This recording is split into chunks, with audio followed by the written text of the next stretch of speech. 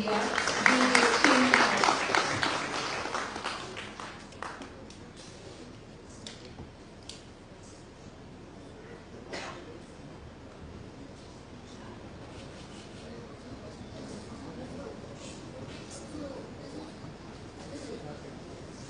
Ladies and gentlemen, the two foreign secretaries will now exchange the letters on modalities for implementation of Land Boundary Agreement of 1974 and the Protocol of 2011.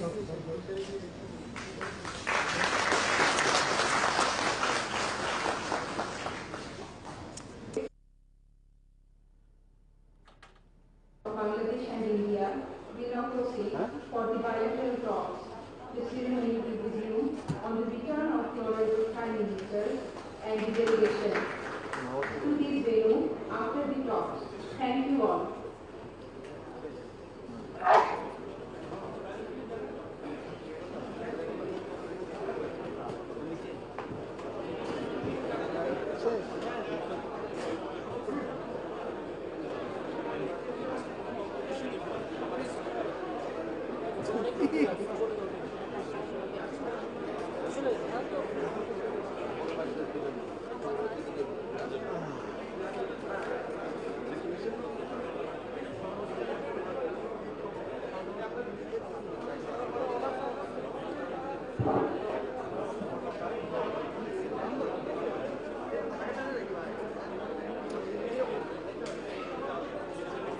प्रधानमंत्री नरेंद्र मोदी के दौरे का बहुत ही अहम पड़ाव इस तस्वीरों के जरिए, क्योंकि जमीन अदला बदली समझौता जो कि बहुत ही महत्वपूर्ण था, काफी पहले हो चुका था, लेकिन उस पर दस्तखत होने महज बाकी थे। बहुत ही महत्वपूर्ण है चूंकि इस समझौते के साथ दोनों मुल्कों का नक्शा भी बदल जाएगा और काफी लंबे अरसे से इस समझौते की उम्मीद थी, ये अटकता जा रहा था, लेकिन अब समझौता हो चुका है। ये बहुत ही महत्वपूर्ण समझौता दोनों मुल्कों के हिसाब से है और इस समझौते के अंतर्गत भारत के 111 गांव बांग्लादेश में शामिल हो गए हैं, जबकि बांग्लादेश के 51 गांव अब भारत का हिस्सा बन चुके हैं। लैंड बाउंड्री समझौता हुआ है, अग्रीमेंट, जमीनों की अदला बदली का ये महत्वपूर्ण समझौता जो पिछले 41 साल से चला आ रहा था, अब वो विवाद खत्म हो गया है। सीमा विवाद जो भारत का बांग्लादेश के साथ था वो अब खत्म हो चुका है। अब सीमा से जुड़ा अब कोई विवाद बांग्लादेश के साथ नहीं रह गया और इसी के साथ ही दोनों देशों के नक्शे भी बदल गए हैं, चूंकि बांग्लादेश के अंतर्गत आने वाले 51 गांव अब भारत का हिस्सा बन गए हैं और भारत ने 111 गांव इस समझौते के तहत बांग्लादेश को दिए हैं। ये बहुत ही अहम पड़ाव था। इस मौके पर पश्चिम बंगाल की मुख्यमंत्री ममता बनर्जी तो मौजूद थी ही और साथ ही विकास भदौरिया एबीपी न्यूज संवाददाता और जानकारी के साथ ढाका से सीधे हमारे साथ जुड़ रहे हैं। विकास, बहुत ही महत्वपूर्ण समझौता जो हुआ है अभी। क्या ये बिल्कुल ये भारत बांग्लादेश भूमि सीमा समझौता है जो कि पिछले 40 सालों से इंतजार था जिसको बांग्लादेश का और दोनों ही देशों के नागरिकों को इस समझौते के में डिले की वजह से मुश्किलों का सामना करना पड़ रहा था। ये बेहद अहम मौका है भारत और बांग्लादेश की दोनों की कूटनीतिक इतिहास में। 41 साल बाद ये समझौता हुआ और अब से कुछ दिन पहले ही प्रधानमंत्री नरेंद्र मोदी और बांग्लादेशी प्रधानमंत्री शेख हसीना की मौजूदगी में दोनों देशों की विदेश सचिव पर हस्ताक्षर किए और इस दौरान पश्चिम बंगाल की मुख्यमंत्री ममता बनर्जी भी मौजूद थी।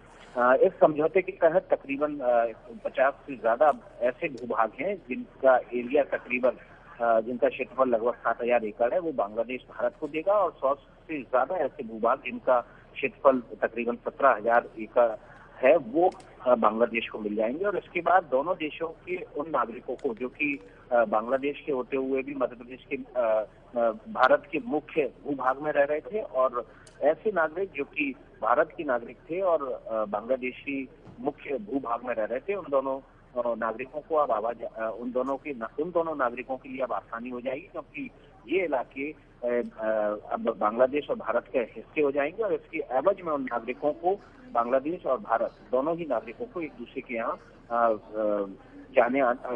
बसने का मौका मिलेगा।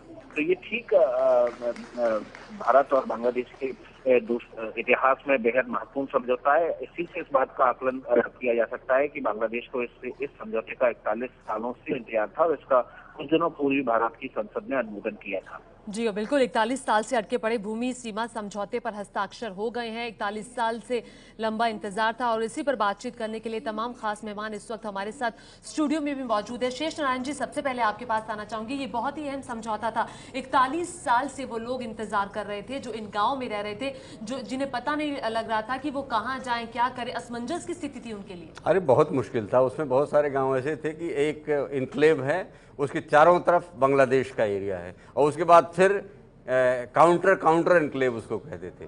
तो वो नो मैंस लैंड था, वहाँ कोई लॉ इन्फोर्समेंट एजेंसीज नहीं जा सकती थी। और आप देख रहे होंगे कि जो ह्यूमन ट्रैफिकिंग होती थी बहुत बड़े पैमाने पे बांग्लादेश से और भारत से, तमाम फेक करेंसी वाले लोगों को वहाँ पे पाकिस्तानी फ्रेंड्स के ज़रिए वहाँ पे कर देते थे। तो ये सारी बातें जो हैं, आज जो एग्रीमेंट्स हुए हैं, जो एमओयूज हुए हैं, यही अभी जो फंक्शन आप देख रहे हैं इसमें एक एमओयू हुआ है जो fake currency, fake Indian currency को के एक्सचेंज को रोक लगाने का एमओयू हुआ है। ह्यूमन ट्रैफिकिंग पे रोक लगाया जाएगा। और ये जो इन्होंने रेटिफाई किया है बांग्लादेश की पार्लियामेंट ने और भारत की पार्लियामेंट ने, और अभी आपने देखा कि दोनों देशों के विदेश सचिवों ने डॉक्यूमेंट्स को एक्सचेंज किया है, ये बहुत बड़ा समझौता है। लेकिन एक दिलचस्प बात इसमें कभी नहीं भूलनी चाहिए कि नरेंद्र मोदी जी की जो पहली पार्टी है, अभी 2 साल पहले जब डॉक्टर मनमोहन सिंह इसी समझौते को एग्जैक्टली इन्हीं वर्ड्स पे लागू कराने की कोशिश कर रहे थे, इन लोगों ने घोर विरोध भी किया था। आज राहुल गांधी ने बोला भी है, राहुल गांधी ने कहा है कि राहुल गांधी तो खैर जो कह रहे हैं के साथ नहीं गई, लेकिन उनको पूरी बात नहीं पता है। लेकिन ये कि पूरी सहमति हो जाती थी अंदर और बाहर पार्लियामेंट में, लोकसभा में सुषमा जी और राज्यसभा में माननीय अरुण जेटली जी इसका खूब विरोध करते थे। लेकिन आज चलिए नेशनल कंसेंसस बना है।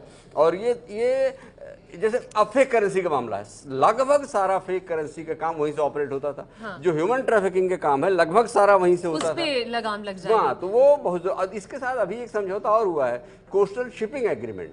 वो भी महत्वपूर्ण, वो बहुत महत्वपूर्ण है, क्योंकि जो खुलना, जो वहाँ पे एक मोंगला एयरपोर्ट है, और मोंगला और चितगांव 2 एयरपोर्ट गंगा बेसिन में उनके हैं, और 2 हमारे, हल्दिया और कलकत्ता।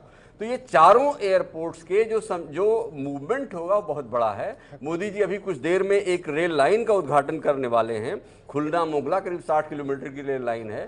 तो ये कनेक्टिविटी, असली खेल जो है वो अभी बस सेवा की शुरुआत हुई, रेल कनेक्टिविटी होगी। लेकिन अभिजीत भट्टाचार्य जी, अभी जो जमीन अदला बदली का समझौता हुआ है, दोनों मुल्कों के हिसाब से इंतजार काफी लंबे समय से था उन लोगों को जो इस इलाकों में रह रहे थे। कितना महत्वपूर्ण है दोनों मुल्कों के रिश्तों के लिए? रिश्तों के लिए तो बहुत अच्छा है।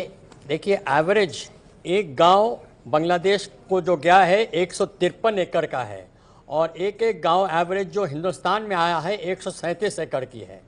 153 एकड़ आप सोचिए, कोई कम बात नहीं है। और दूसरी बात यह है कि आपको याद होगा कि सेकेंड वर्ल्ड वॉर में डैनजिग बोल के एक नगर था पोलैंड में, वो डैनजिग का भी यही हालत था जो आज हमारा प्रॉब्लम सॉल्व हुआ है। डैनजिग वाज जर्मन सिटी, लेकिन वो पोलैंड से घिरा हुआ था। तो यहाँ पे भी हमारे हिंदुस्तान के लोग बांग्लादेश से घिरे हुए थे और बांग्लादेश वाले हिंदुस्तान से घिरे हुए थे। तो इनके लिए एक बहुत अच्छी बात है। अच्छा, दूसरी बात, अब मंगला और चालना और खुलना का जो पोर्ट है, इसके साथ जो कनेक्टिविटी हो रहा है नदी के जरिए या पानी के जरिए, इसके लिए ट्रेड, कॉमर्स, कनेक्टिविटी और टूरिज्म, चारों को बहुत फायदा होने वाला है। बिल्कुल, एक ऐतिहासिक समझौता है जो 41 साल बाद जिसने अमली जामा पहना है।